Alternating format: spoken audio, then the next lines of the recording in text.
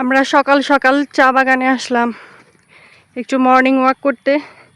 Morning না, এখন প্রায় সকাল কয়টা বাজে, 9:30টার বেশি বাজে। তো ইহান কেক খাচ্ছে। এই হচ্ছে চা বাগানের টিলার উপরে উঠলাম।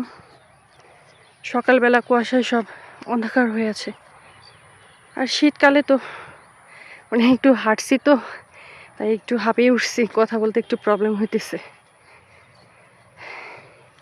শীতকালে চা গাছগুলো উপর থেকে মনে হয় কেটে দেওয়া হয়, যার জন্য হচ্ছে এত সুন্দর লাগে না। বর্ষাকালে সবচেয়ে বেশি সুন্দর লাগে চা বাগান, একদম সবুজ আর সবুজ, নতুন পাতা গজায় কচি কচি। শীতকালে হচ্ছে পাতাগুলো কেটে দেওয়া হয়। সো কি করি সেটা দেখতে হলে অবশ্যই ভিডিও ফুল দেখবেন। তো আমাদের সাথেই থাকেন, দেখা যাক আমরা কি করি।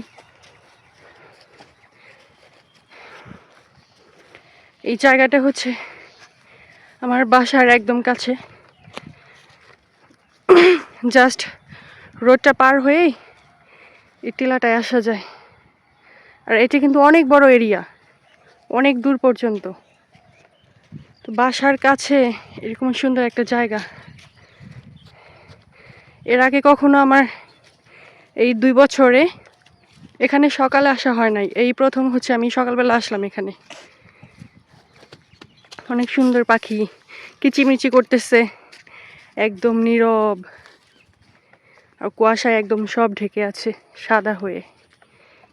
ওই দূরে দেখুন সব একদম সাদা সাদা লাগতেছে, ধোঁয়ার মতো।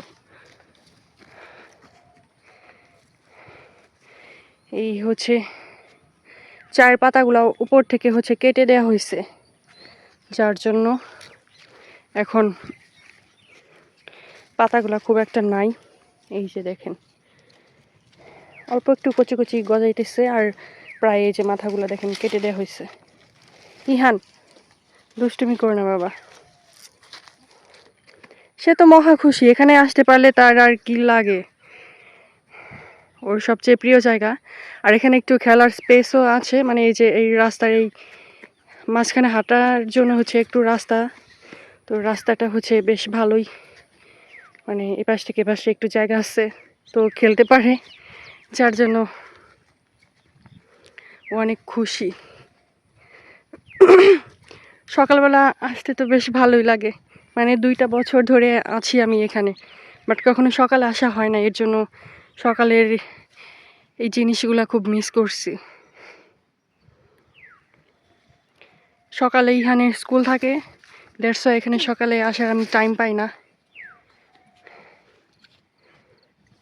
আমার কাছে অবশ্যই কোনো ওয়ে থাকলে আমি সব সময় এখানে সকালে এসে হাঁটতাম।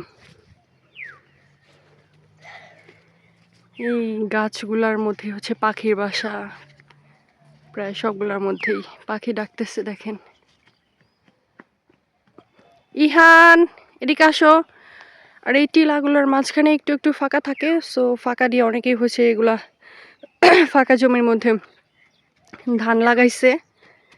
আর যেগুলো হচ্ছে বড় টিলা, মানে বড় পাহাড়, ওগুলার এরকম মাঝখানে যে ফাঁকা জায়গাগুলো থাকে ওখানে পানি থাকে, সো ওখানে এরকম ধান লাগাইতে পারে না, ওখানে এমনি অন্য কিছু থাকে।